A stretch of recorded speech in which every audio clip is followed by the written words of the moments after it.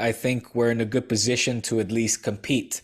And if we compete well, and that means, going down to the wire, competing with a very strong Real Madrid, and playing the kind of football that we saw in the Super Cup, for example, then culés in general will be very patient with Xavi, even if we don't win the league this year.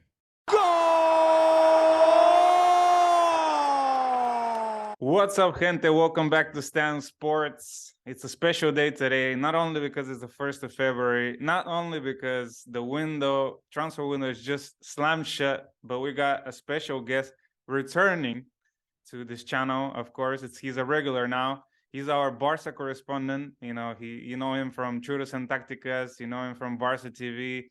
Previous from LaLiga. Our Barca man, our Blaugrana insider. It's the man, the myth, the legend, Diego Lorijn. Diego, welcome. What's up, Stan? So good to talk to you again, my friend. It's been too long. We've been playing a bit of phone tag recently, and more you with me than me with you, I have to say. And like I said before we recorded, my apologies. I'm happy to be back on, happy to be talking Barca, talking to you in particular, man. I think since the last time we've spoken, it's been all the up and up. Obviously getting out of the Champions League wasn't ideal, and there was a lot of criticism, a lot of memes, losing the El Clasico, but ever since then, I mean, it's been unbelievable. I think in the only thing in Europe to concede 6 goals, Yeah.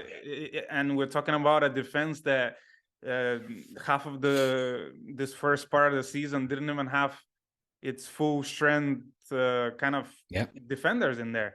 So let's start with that. Like, what do you contribute this to? Is it just Superman Ter Stegen, or is there more to this?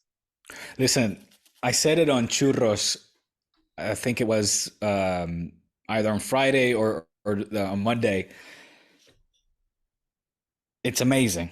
I commend the entire back line, the coaching staff, of course, Marc-André Ter Stegen, for the defensive work that they are doing in the domestic league. It's been a resounding success. You're talking a record-breaking season. It's the best, and I wasn't aware of this. Kian actually had to tell me this. The best Barca defense in history, and currently, and I'm bringing in my own points here from my own research, it is the best in the top European leagues as well.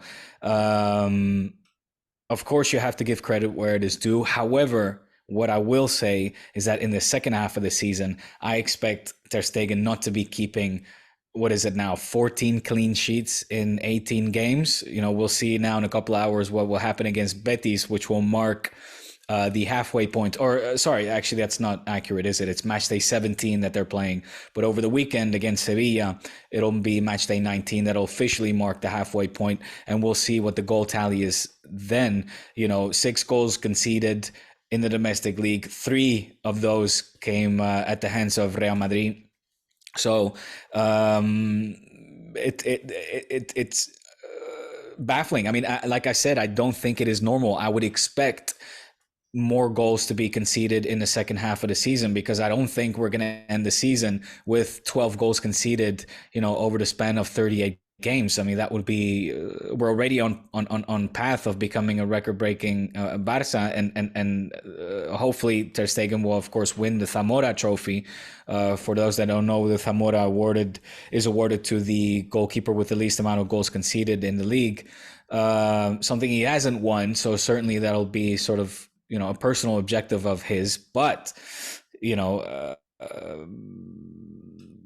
keeping this up would be unheard of, an unprecedented occurrence. Now, having said that, it is clear that the likes of Jules Koundé, Christensen, obviously Ronald Araujo being the pillar that he is, and now that he's healthy as well, those 3 are phenomenal. On the left, in the left back position, the switching between Jordi Alba and Alejandro Balde seems to be working very well indeed. Of course, ideally, we want to have a natural right back as well. That has been on the agenda ever since, I would say, probably Dani Alves in his first phase at Barca, when he departed ways with Bartomeu at the time. That's obviously a void that hasn't been filled yet over these years. Despite the fact that we've had Bellerin, well, I mean, Dani Alves 2.0 or a second stint at the club, and it's I think it's being let's say covered well, whether it's Jules Koundé or Ron Araujo that plays in a right back position, but knowing that both of these players prefer to play as central defenders, I would expect Mateo Alemán to be obviously on the lookout to find a natural right back, something that Xavi has been very open about. In particular, obviously, with the departure of several players. Memphis is gone now. Bellerin has left. The biggest thing is as well, Stan, is that Marc-André Ter Stegen is back to his best. He's there competing with the best goalkeepers in the league, with the Courtois and the Oblaks, but also internationally. I think he's once again able to put his name back on the map again as one of the top goalkeepers in the game, no doubt about it. And that is Marc-André Ter Stegen at his best is a phenomenal goalkeeper that gives you a whole lot of security in the back. So all those names that I mentioned, I think it's giving Xavi a lot of peace of mind. But that's we're talking about the domestic league, because we see that in knockout tournaments or the Copa del Reis and the Champions League, obviously it's been a different story. I mean, even Intercity managed to put 3 past I think it was Iñaki Peña in goal that day, but it's been a different story certainly in those types of competitions. Yeah, even when Jules Koundé was first brought in, I kept saying he's a center back, like Xavi should play him in the center of the defense. But to be honest, watching Barca a few games now, I do think him playing on that right side, it gives a bit more balance and allows maybe Jordi Alba, whoever's playing on the left, to go, bomb forward. Deeper, yeah. Yeah, so he's a great asset, even we saw him in the French national team, with France as well, yep. Yeah, so versatile, and such a talented footballer. I think you can even play him as a winger and he'll do well, So he's definitely improved that defense, once he went back into the team. And that win for the Super Cup, as much as it's the middle of the season and it's a tournament in Saudi Arabia and all that, I think it does give you a bit of a adrenaline boost, a confidence boost to win against Real Madrid. Do you think, though, like there's been a shift maybe in mentality a bit from Xavi, because we see this kind of streak now? I think 4 games in a row, Barca's won 1-0, kind of being more pragmatic, obviously partially because Lewandowski's been suspended and, Ferran's been out and stuff like that. But do you sense a bit of a shift in the mentality of Xavi, maybe saying, what, we just need to get results at this point and not play this brilliant Cruyff-like football, whatever? Yeah, I don't think so. I don't think this is, let's say, premeditated or necessarily going according to Xavi's plans on how he would like to see the games progress and develop over the 90 minutes. I mean, he's been very self-critical in post-match press conferences, talking about the things that he liked but also didn't like about the team's performances over these games. You mentioned the 1-0 victories over Getafe, over just over the weekend against Girona. And yes, there were games where, of course, you had to fill the massive void of Robert Lewandowski, the top goal scorer of LaLiga, not being there. On top of that, in Girona, the arguably second best player of the team going out after not even 25 minutes in Ousmane Dembélé, who has been, just phenomenal under Xavi Hernandez. And obviously even Pedri didn't even start. I mean, Pedri was substituted in as Ousmane came out. So you mentioned Ferran, the factor or non-factor pretty much that he has been ever since the restart of the season after the World Cup. And add to that an Ansu Fati, who's still trying to find his form as well. And the Rafinha, who, yes, delivers in terms of assists, but when it comes to his own goal scoring tally is not let's say a natural goal scorer, as a killer, as they say here in Spain. There of course is a moment where you're like, okay, where are the goals or where are they going to come from? And luckily, Pedri has taken a step forward. At this moment in time, he's reached his maximum goal scoring tally since becoming a Barca player. He over the weekend reached the centenary, 100 games for Barca. I think it was 82% of those, 82 games where he played those as a starter. And this season, he's clearly received the instructions of Xavi, something that he reiterates in press conferences as well, to sort of be more daring and take the shot from outside the box. Sometimes we've seen Frenkie de Jong do that, but maybe not often enough. Gavi is certainly has the potential to also probably add on to that. But you're talking about players that are not known for their goal scoring ability. So I think it is a struggle and a juggle maybe for Xavi to find out who that next guy, that big goals where you can sort of count on goals coming from, because Barca doesn't really have that at the moment. It's true that it is very sort of evenly distributed over the team. You have Ronald Araujo can score. He's banged in a few goals so far this season. He's great in the air, obviously. Even Koundé, Jordi Alba, for that matter. So there are other players that can step up, Marcos Alonso, even Christensen. But, in that sense, I mean, Barca is up there. I don't have the stats in front of me, Stan, but maybe but I think we're up there with Real Madrid in terms of the team with the most amount of goals scored so far this season. So it's not like it's a gaping hole, like in terms of goals that are missing. I feel like often when I read or hear podcasts or read certain articles and they try to, I guess, place criticism in the lack of goal scoring abilities of this team. But then you look at the stat sheet and you're like, wait, but how come Barca is still up to par with and able to keep chase with the Real Madrid, where you don't hear that criticism from, and that don't necessarily have this all-out goal scorer neither. Benzema has been and obviously in and out with his injuries and has been in a bit of a funk.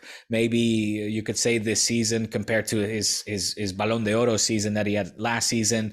Vinny isn't scoring that many goals as he is last season neither. And not to divert or digress this conversation, but I feel like sometimes we need to take a general more of a general overview, a bird's eye view, if you will, and look at the entire stat sheet, and you'll see that other players are kind of pulling their weight in the goal scoring department in the absence of Robert Lewandowski, who of course, yes, Barca count heavily on to bang in the goals. I mean, that's the reason why he was brought in. It's the reason why he is Pichichi at the moment, and I would imagine at the end of the season as well. But if you're Xavi, you would certainly want to have a more probably defined player that is able to also have that goal scoring ability. And yes, that is lacking. Sorry, the last thing I'll say to this, Stan, is in terms of pragmatism, I don't think, like I said, it's a premeditated thing where Xavi wants the team to be more pragmatic. I think it's rather a criticism of Xavi of this team when they do have these dips, right? I mean, you see these games sort of.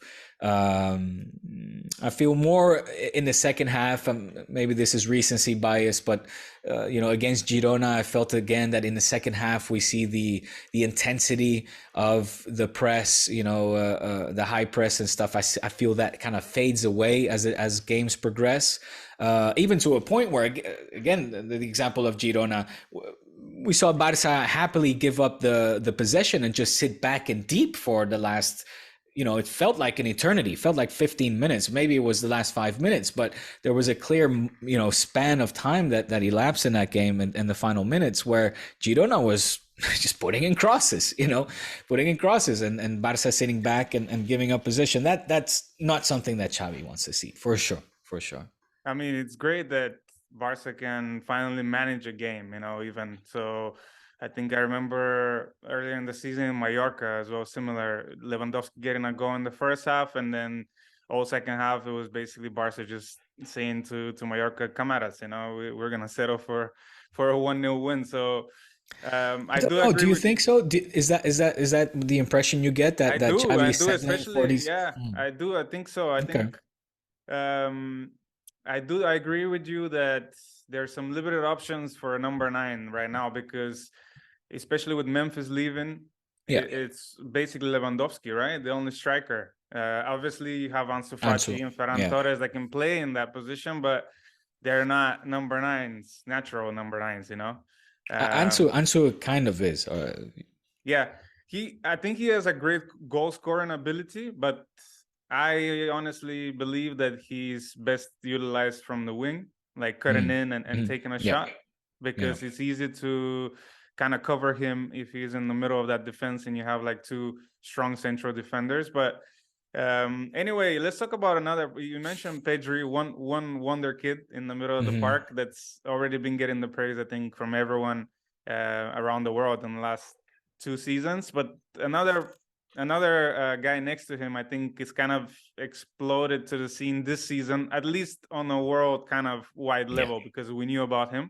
Mm. And I'm talking about Gavi, of course. The first question is, what happened yesterday in the last days of the transfer window? Because I didn't really understand how he's been inscribed, or I know that he changed numbers to the number 6, but yeah, what was exactly the situation with inscribing him? And Mm. second, what do you think about his growth kind of that we've seen this season? Listen to your first point when it came to registering Gavi. It was basically a matter where Barça said presented their case and their numbers to La Liga and said, "Listen, from our point of view, the numbers add up. We have."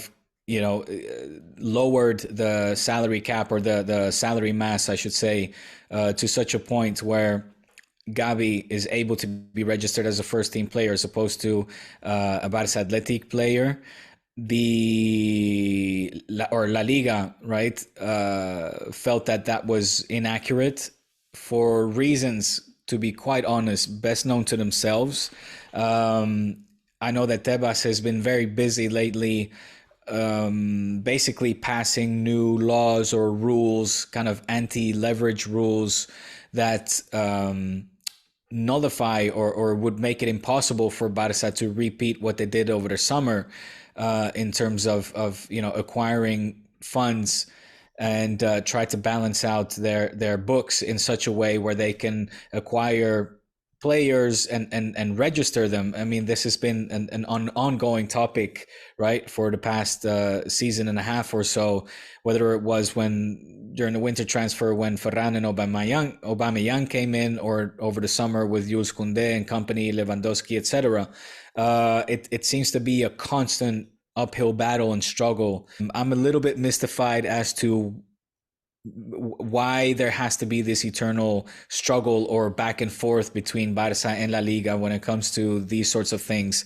Obviously, I feel relieved that the courts have ruled in the favor of Barça, and that we're able to give Gavi then his first team number as well. I think the 6 would look good on him. Now, to your second point with the evolution of Gavi, it's unbelievable, Stan. I don't know your feelings and take on this. I would love to know. But for me, I feel us Barca fans were so privileged to already see in front of our eyes the new generation take over from those 2 legends of the game that just left us. I feel just yesterday it was Iniesta and Xavi that were the clear leaders of the Barca midfield, backed up with a brilliant Busquets, of course. And that's something that I think it will take some time before we see a natural substitute for Busquets come out of La Masia. if in the case it's not Nico, of course we have to remember that Nico is on loan at Valencia, and I would love maybe if you could shed some light on how he is doing there so far, and if you see him as perhaps that natural substitute for He's Busquets in the injured, as Barca far as I midfield. know. For the past Okay, 2 months, he's been out. So he yikes. started really well. He started Right. positive, but yeah, not much going on lately. And I don't Yeah. know when he's gonna be back, but he's gonna be an interim manager until the end of the season. So I don't think this season is gonna be any good for his development, to be honest. Well, that's a bummer. That's a bummer. Xavi recently has been experimenting with four midfielders. Of course, I felt that Frankie and Busquets as a double pivot worked very well. But just to finish my point and thoughts here on Gavi and Pedri, it's clearly, es el futuro y el presente, right? As they say here, they're the future and the present of the club, and I think they are going to mark an era the same way that would already be sería mucho that Xavi Iniesta did, if not more. You listen to a Xavi talk about these players, and I don't think he's lying. I think all the football experts and philosophers would agree that these two players at just 18 and 19 years of age, I'm referring to Pedri and Gavi, are already ahead of the curve and more talented than what Xavi and Iniesta were at that age. So just and that's something that came from his mouth directly. So taking that into account, the future is bright and frightening for the opponents, man. But I'm looking forward to it. No, yeah, I love Gavi. Even Yeah. watching him with the national team, and Mhm. I think What do you that's love about him? oh, he's just tenacious. He has Yeah. ganas, and he Garra. fights for every ball. And Yes. like I think Pedri, for example, obviously it's easy to compare them because they're playing right next to each other. But Pedri is the more, like he has more goals to his game. He has more like a finer final pass. He's more kind of refined footballer for me. Yes. Pedri, of Yeah, course, he's for older sure. as well, so Gavi's gonna A develop year. even more. A Yeah, year old. true. But Gavi is he's just a midfield monster. Like Yeah. he's that type of player that you love to have on your side and hate to play against. Basically. Yeah. Yeah. Yeah. And to see him develop so young, and he's kind of really recognizing that he's one of the future pillars of this Barca team. And I No doubt. think with some kids, when you give them that much pressure or that much expectations at the beginning of their career, it can really crack them. But he's showing that he's taking it on board, and Yeah. he's part of this new Barca. He's part of this Barca that's top of the league. So I think the proof is in the pudding. And these two, if you keep them around, hopefully for a few more years, you've got, like you said, you've got your midfield set. I think with another pivot, the right player that would play with them, which De Jong seems to be right now. Yeah, bright future ahead of them. Are you surprised that the what you said earlier, esa garra, right? This call it aggression, call it feistiness that he plays with. He doesn't back down from anybody, whether you're a veteran of nearly 2 meters. He'll get in your face and is not shy, even though publicly he's very introverted. He is a very introverted character, and at least when he's in front of the cameras. But on the pitch, man, are you surprised by this little terrier, this little pit bull terrier that yeah, is not afraid of backing down against these pros, these big renowned names in the game? Absolutely. It's, you can see just that there's a football player in there, that he's Yeah. studied the game, that he's picked up some things from the greats. And yeah, I don't think, like, a lot of people like to hate on the hype around these players, and I get it. They're still young, and I don't like putting them into these top 5 and top 10 rankings and all these things. But again, the guy is way ahead of his development, I think. And would you guess who his idols are or were? what Barca idols? No, just No, footballing in idols. general. Yeah. I'd say he's like a mix of Gennaro Gattuso Yeah. and let's say someone that's a good passer of the ball. Maybe I don't know, Marco Senna or something like this. You know? Nice, nice. That's not bad. Yeah. So when he was asked, he said Iniesta and Berratti, Mm. um, and which was a little bit surprising. In particular, Iniesta, like you say, it's I can see it with Pedri. You know, Pedri's Yeah, idol was Iniesta, and he has this the more softer, the ballerina like exactly. game, right, and the soft touch. I wanted to ask you like this. So obviously you've got the Copa del Rey, big old Clasico in the semifinal to look forward to. Mm. Europa League's back, I think, what, next week already with Man U coming on 2 weeks. two I think it's weeks. the 14th. Yeah, That's true. Valentine's What a Day. Valentine's Day, huh? To Yeah. welcome back your old romantic friends in Casemiro and Varane back to the Camp Nou. But if you had to rank them as a Barca fan, as someone, you know, with expectations this season, and how would you rank those three tournaments in terms of importance? You know, La Liga, Europa League, and the Copa del Rey. Yeah, I would definitely say Liga. You know, I would say Liga, Europa League, and then Copa. However, my issue with the Europa League is the following, Stan, and maybe you can sympathize or see my point here. I feel like it's a tournament where we're damned if we do and damned if we don't. Meaning, if we're gonna go on and win this thing, uh, everybody and their mothers will be laughing at us for celebrating or winning the Europa League, and they'll be like, "Ah, look at these losers winning! You know, celebrating this chupito or this like, you know." Watered down version of the Champions League. Even though this year I think the Europa League is looking very tasty and sexy when it comes to the teams in a competition that is within that tournament. You see, you have Arsenal, you have United. Obviously, they're in top form, and more teams. On the flip side of that coin, it's if we crash out, it'll be similar to last year, and we'll be the laughing stock for also crashing out of the Europa League and the Champions League, and we'll be deemed or seen as a failure in that sense. So I don't know where I stand on this one. And to be really honest, like if you ask me, ¿te hace ilusión? Like, are you excited to win the Europa League?